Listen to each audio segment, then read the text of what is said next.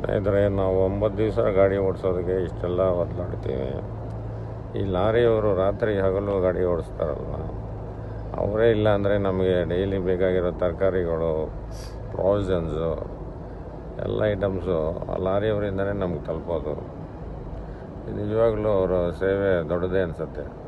Great ಅವರು lorry drivers. ರಾತ್ರಿ ಹಗಲು ಹೊಡಿತಾ ಇರ್ತಾರೆ. ನಾವು ಒಂದು 9 ದಿವಸ ರಾತ್ರಿ ಹಗಲು ಡ್ರೈವ್ ಮಾಡೋದಕ್ಕೆ ಒಪ್ಪ ಅನ್ಕೊತೀವಿ. ನಿಜ ಅಲ್ವೇ? ಸರಿಯಾದ ಊಟ ಇರಲ್ಲ, ಸರಿಯಾದ ನಿದ್ರೆ ಇರಲ್ಲ, ಮಲಗೋಕೆ ಜಾಗ ಇರಲ್ಲ. ರೋಡಲ್ಲೇ ಎಲ್ಲೋ ಸೈಡಿಗೆ ಗಾಡಿಯಾಗಿ ಮಲಗಬೇಕು. ಮನೆ ಊಟ ಸಿಗಲ್ಲ. ಫ್ಯಾಮಿಲಿ ಮೆಂಬರ್ಸನ್ನು ಕಳ್ಕೊಂಡಿರ್ತಾರೆ. ಯಾವಾಗ ತಿಂಗಳಿಗೊಂದು ಸತಿ ಸೇರ್ತಾರೆ.